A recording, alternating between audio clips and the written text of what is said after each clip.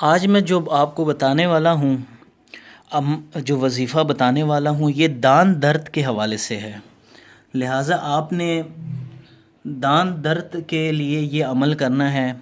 छोटा सा एक वजीफ़ा है, इस अमल को करके आपने अपने दान की जो तकलीफ़ है, ये इंसान की ज़िंदगी में है, ये परेशानी है, और जिसमें इंसान को तकलीफ़ किसी न किसी एज में, किसी न किसी उम्र में जाके ये तकलीफ़ हो सकती है, और बच्चों को भी हो सकती है, बड़ों को भी हो सकती है।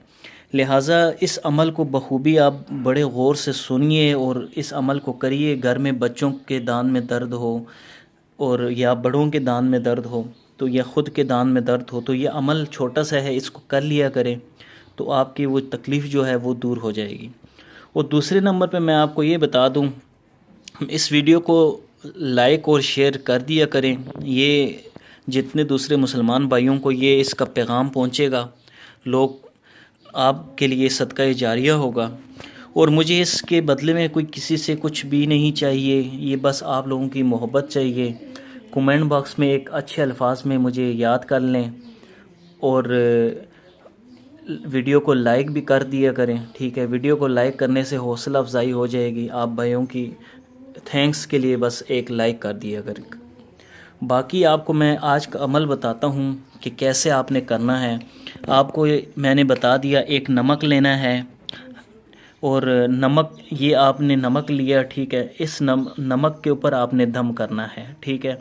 और ये एक पानी लेना है, पानी के ऊपर आपने दम करना है। पानी बेहतर है, दोनों चीज़ों पे आप दम कर लें, ठीक है। और जो तरीका मैं बताऊंगा वो आपने उस तरीके से नमक को जो है आपने उस अमल में लाना है।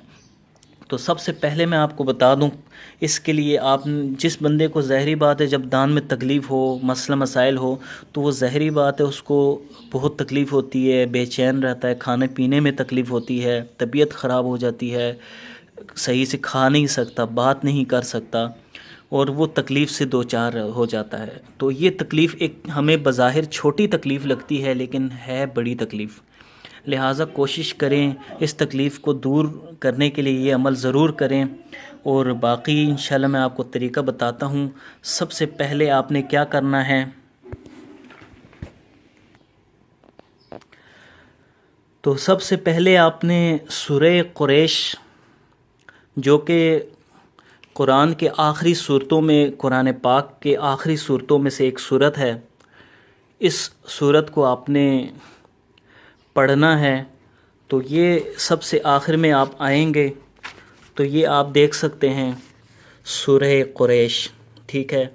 सूरह कुरैश है, और आपने इसको पढ़ना किस तरीके से है वो मैं आपको बता देता हूँ। इस सूरह कुरैश को आपने 21 मरतबा पढ़ना है, ठीक है। बिस्मिल्लाहिर्रहमानिर्रहीम। लिइलाफि कुरैश इलाफिहिम रिहलतश शिताई वस्सैफ फलियअबुदू रब्ब हाज़ल बैतिल्लज़ी अतअमहुम मिन जू' व आमनहुम मिन खौफ। यहाँ तक आपने पढ़ना है। तिलावत करने के बाद आपने दोबारा से यहाँ पे आपने दम करना है, नमक पर भी और पानी पर भी, ठीक है। ये नमक है और पानी पर दम करना है। और फिर दोबारा से ये सूरत को पढ़ना है बिस्मिल्लाह से मिन खौफ तक। पढ़ने के बाद आपने दोबारा से सेम ऐसे ही दम करना है नमक पर और पानी पर। ये अमल आपने 21 मरतबा करना है, न ज़्यादा करना है न कम करना है, साथ साथ लिखते रहें, ठीक है। उसके बाद आपने क्या करना है, नमक पर जब दम करेंगे तो आपने बिस्मिल्लाह पढ़कर जिस बंदे को दांत की तकलीफ़ हो उस बंदे को ये पानी पिलाना है, एक घूंट, ठीक है। थोड़ा सा वो उसको पिलाना है।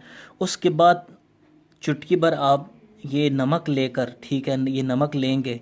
नमक लेकर आपने क्या करना है, इस नमक को आपने उस दर्द वाली दांत के ऊपर आपने इसको रखना है। अगर सुराख है उसके अंदर इस नमक को डाल देना है और दोनों दांतों को आपने मिला देना है, मिला कर दबा के रखना है।